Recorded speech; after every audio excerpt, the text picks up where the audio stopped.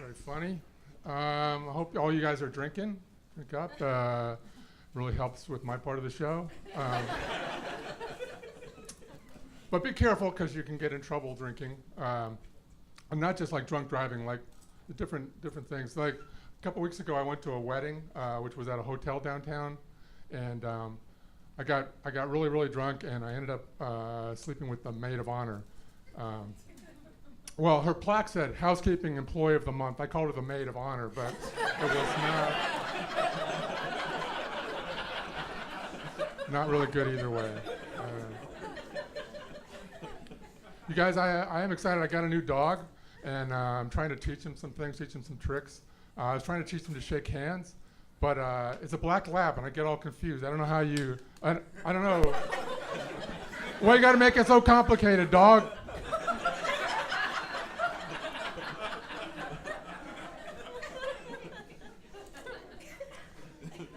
You know, if you have a golden lab, it might try to hump your leg, but a black lab is all like, oh no, bro, that shit's gay. You know?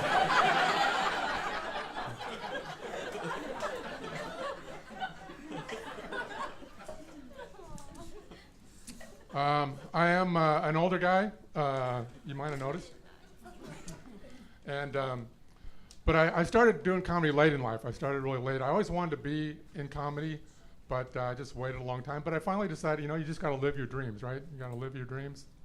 And so besides getting into comedy, I also decided to live another dream, decided to go back to college. So I registered for college. But what I did was I waited till halfway through the semester to show up, and then I showed up in my underwear, because that's the dream I've been having. So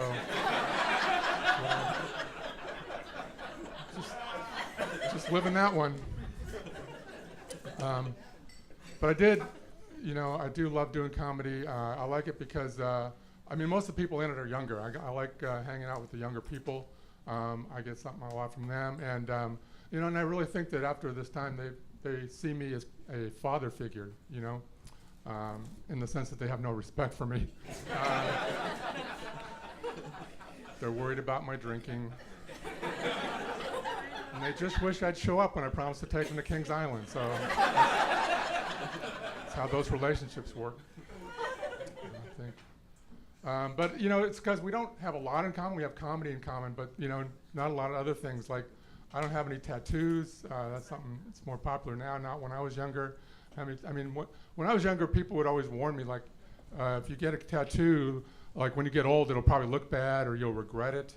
And a couple years ago, I realized, man, I'm old enough now, I will be dead before it looks bad or I regret it. So, you know, why not, you know? I mean, I've seen some people have nice ink.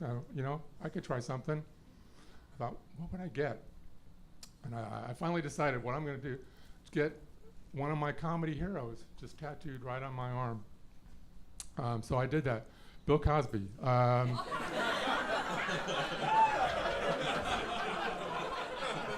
Regretted it almost immediately.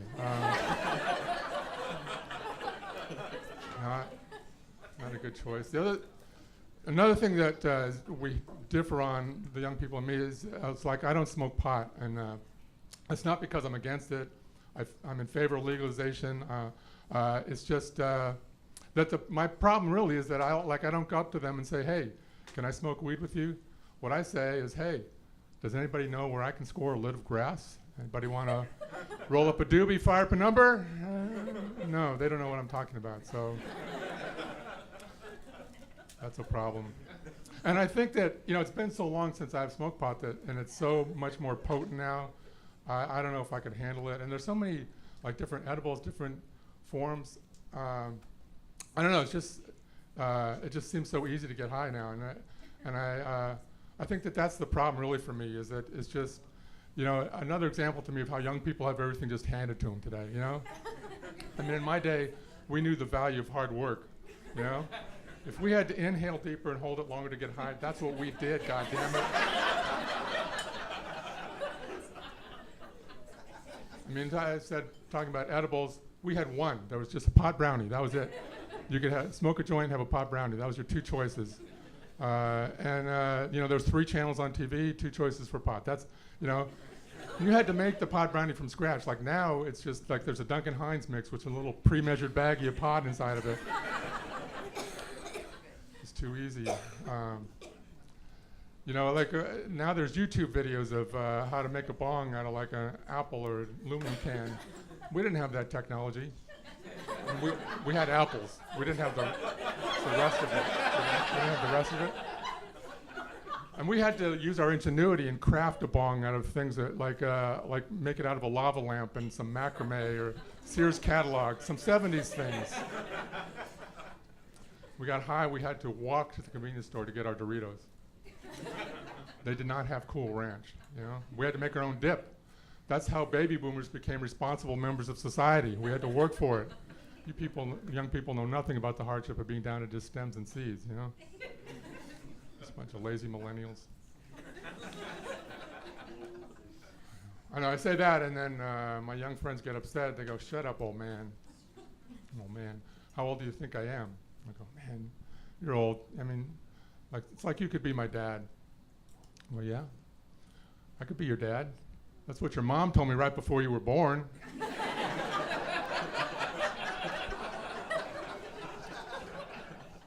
Sad part is that I'm really old enough to be their grandpa. But, you know, my son might have banged your mom is not really a cool burn.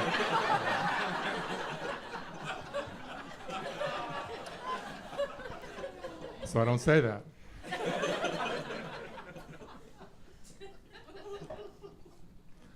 But being an old guy living in Blue Ash in the suburbs and doing comedy, I kind of live in two different worlds. Like some days I have a choice between like some evening hanging out with my neighbors and listening to their trials and tribulations with moles and weeds and drought infecting their lawn.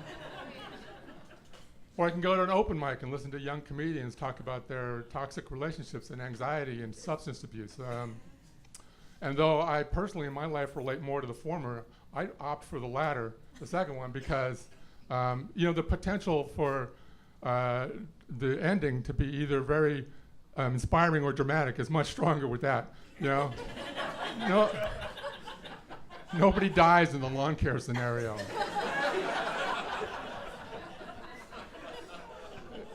Except for that idiot that went after the moles with the gasoline in the match. Charlie, love you, brother.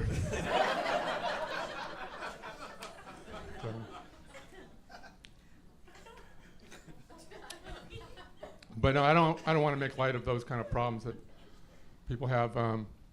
You know, and if you have any of those problems, I hope you talk to somebody. Like ortho can take care of those weeds and the moles.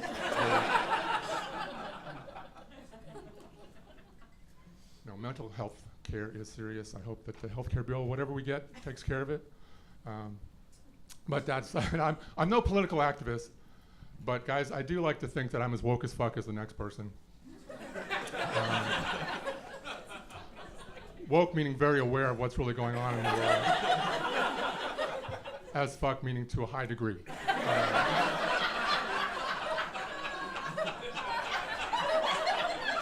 You can look that up.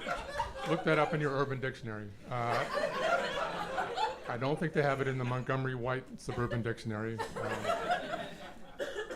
Although actually, I think it is really mainstream now because I heard a Motel 6 commercial the other day that used the expression being woke. So it is. And I think that they've changed their slogan from "we'll leave the light on for you" to "we'll stay lit." You know,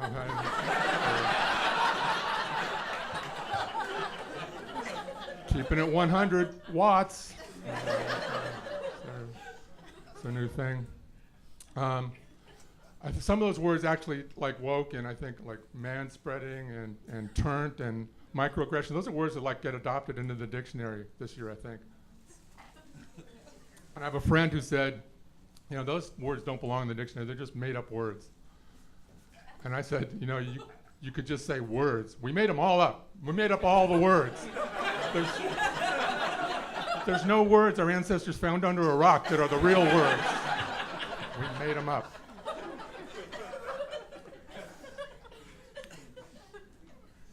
One of those that also, I said manspreading, there's also mansplaining, which You know, if you don't know what that is, would you like me to explain that to you? No. It's something that, you know, I try not to do because I respect women. I have a lot of strong women in my life that have been in my life my whole life. My mother and my older sister that I grew up with. I have a wife and a daughter. So I've been around a lot of women, so I try to respect them. But weird thing is that I always have trouble talking to women. I don't know, not my family ones, but just other ones. I mean, I have trouble making small talk with everybody, but particularly talking to women. And it's been that way my whole life. When I was young, I was really awkward talking to young women. And now that I'm old, creepy is the word that those young women use. And I wish I was better. I wish I had more confidence and just talking to people. This is an extreme example, but this is like a guy that exudes confidence to me. I was at McLeavy's bar a while ago, and this guy just walks in, and he walks up to a woman he doesn't know, and at the bar, and just goes, "Hey, those are some nice fuck me shoes." And I thought that seemed rude, but she liked it, and they ended up talking, and it's like, I could never pull that off, you know? I mean, I don't know what fuck me shoes are, so I don't know, I couldn't. I mean, I get the idea, I get the concept. It's just, like I went up to a woman once that I thought was wearing fuck me shoes. Turns out she was wearing fuck you shoes.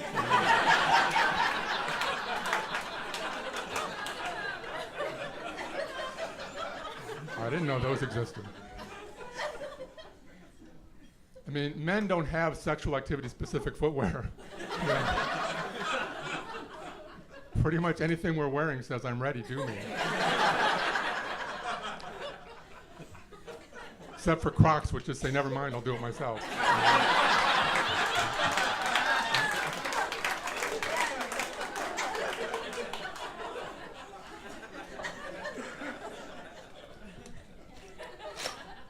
My wife's fuck me shoes are some fuzzy slippers.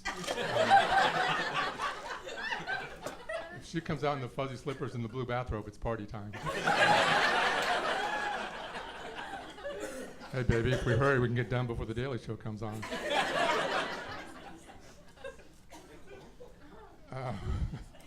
But it's, it's tough to keep romance going when you've been married that long. We've been married 38 years, and I wasn't really pausing for applause. I was just trying to remember why. But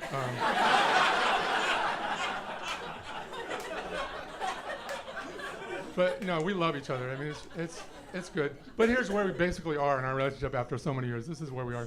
It's like if it's late at night, and one of us is standing there in our underwear, going, "Hey, you want a piece of this?"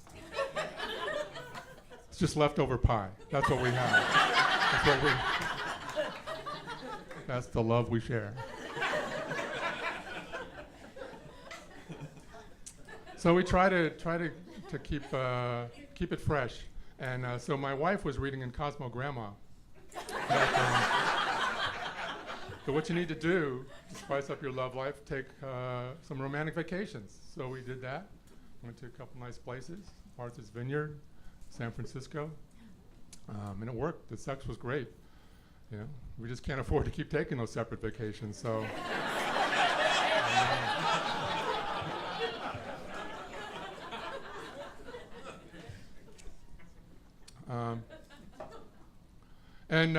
Communication gets tough too, because after 38 years of marriage, communication is tough basically because you just don't want to do it anymore. But this is an example of what happens in our house. Like, I'll be sitting on the couch one evening, watching TV, drinking a beer, and suddenly I realize that my wife is sitting over there to the side. I just know it. And I know that if I look at her, she's going to talk to me. I'm watching TV.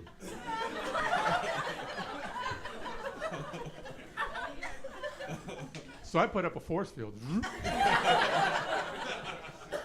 She's got a tractor beam. And so I look at her. She goes, "I need to talk to you for a minute," which is not too bad. "I need to talk to you for a minute" is not as bad as "we need to talk." "We need to talk" means you need a lawyer. "I need to talk to you for a minute" just means you need to listen. And at that point, it's like, you know when you download software and then it has a thing that says, these are the terms and conditions, do you agree, yes or no?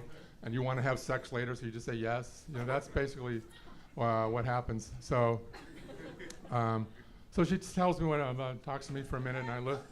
And then like a couple days later, I'm sitting on the couch watching TV, drinking a beer. And she's over there. And so she says, why didn't you do that thing that you said you would do? What thing? She goes, you were sitting on the couch watching TV, drinking a beer. I came over, said I need to talk to you for a minute. I told you, you said you agreed to do what I said. And so the point is that, like, I didn't really care, and so I lie and say I forgot. But that's what men do, like in communication. Basically, we either don't care, or we forget, or we lie. And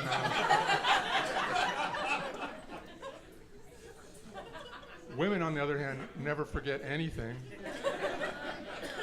They remember it all out loud, and they care about all of it. So, but women don't lie.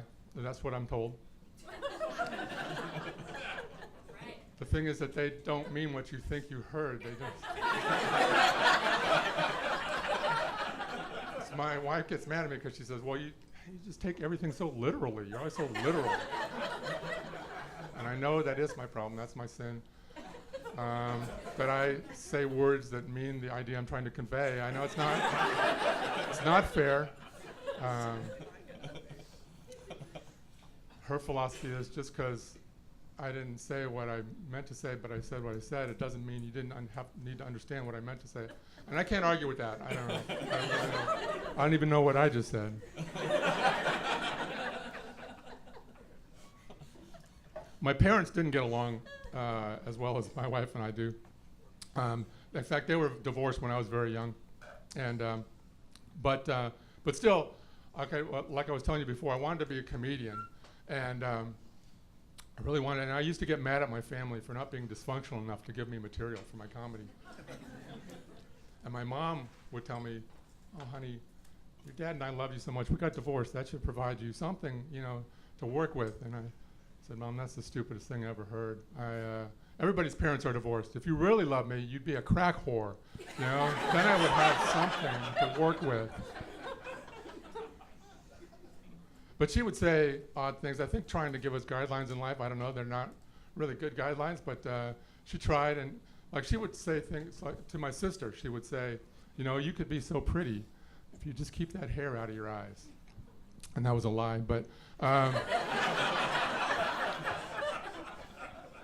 she would tell us, always wear clean underwear in case you get in an accident.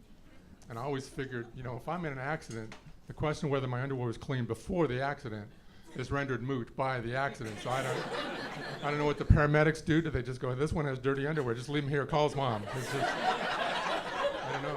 Why? Maybe she thinks it's protective in an accident, clean underwear. I don't know. And then she would say, eat up all your vegetables because there's starving kids in China who would love to have those vegetables. And a lot of moms said like that, something like that. Like some moms would say Africa or Eastern Europe or starving kids in Russia or something.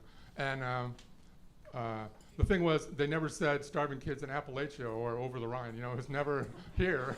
It was because it was part of the Marshall Plan, where our country was trying to help developing countries or other countries get better. And my mom was in charge of China.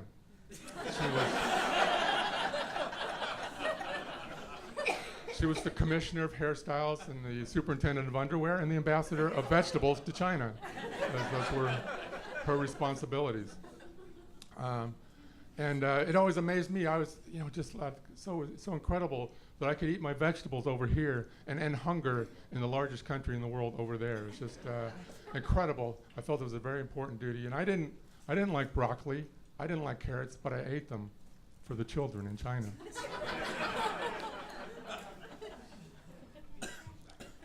And I grew up. I did it all my life. I wore my protective underwear. I ate my vegetables. And then when I went to college, I met my roommate. My first roommate was actually, this is true, he grew up in mainland China. That's where he was from. So he came up, he said, hi, I'm Hart Lee. And I said, well, I guess you know who I am. Because I assumed it had been in all the papers over there, right?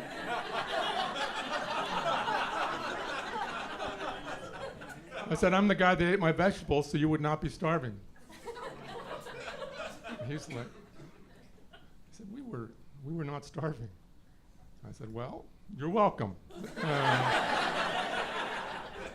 Don't mention it. And now China's economy has grown so strong. It's like one of the biggest, strongest economies in the world. And they still refuse to acknowledge the part that I played in that process. You know, nothing. I get nothing from them. So tonight, you know, I want you to get the chicken tenders, get the onion rings. Do not get the vegetable platter. And I'm through helping those people. They can eat their own goddamn vegetables. USA! No, it's not good. We're not.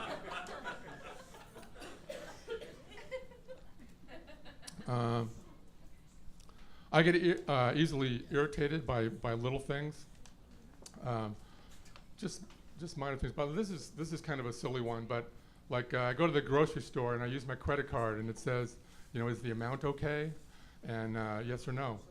And I feel like that's more of an essay question than a yes or no question for me. It's like, I just paid more for organic vegetables because you did not put anything on them. I don't think that's right. And I spent $250 for groceries for 2 people. I don't, no, it's not really okay. I'm going to pay it, but you can't make me like it. I don't have to agree with it. I get upset in traffic, you know, going to work, and then I get to work and there's like somebody, you know, just left a little bit of coffee in the pot and didn't make news. I have to make it myself, and then like your computer won't start up because it's updating and you have to wait. So I get really mad at all these little things, and then when that happens, I tell myself, you know, I have friends who have like some real serious problems, like people with disabilities or with, you know, serious diseases. So I just think, you know, why can't these little things happen to those people? They can put it in perspective. I can't. It's not. It's like that thing about I cried because I had no shoes and then I met a man who had no feet. I don't care. Put that in perspective. He's got his long pants legs to cover his little stumps when it's cold outside. I got my bare feet sticking out. That's not equivalent. He's got some kind of wheeled conveyance. I got to walk around on the streets with bare feet. No. It's all a matter of perspective. See, you guys, like I told you, my parents were divorced when I was young, and I was real little. And my dad went on and married a series of other women. Yeah, I'm not lying. And so he wasn't around a lot, you know, and that makes it awkward trying to build a relationship with your dad in that situation. And things come up like Father's Day, and you want to get him a nice card, and all the cards say world's best dad, and they don't apply, you know. He knew that, so it's okay. Or they make jokes about him doing all the chores at the house, and nope, that was me at 4 years old, pushing the lawnmower, you know. So what I had to do was write my own cards for kids from broken homes. And they go like this. Dad, all the wives you have had, some consider outlandish. But one more step, Mom, and I get a free sandwich. Yeah.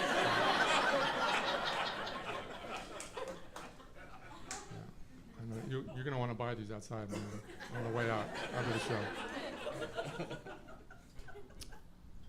Some dads are classy. Some dads are cool. But the feelings of abandonment I experienced after you ditched our family led me to drop out of school. Still working on that. Not the card, I love the card, just the feeling of abandonment. I'm still working through it. Last one. Some dads go fishing. Some dads go and hunt.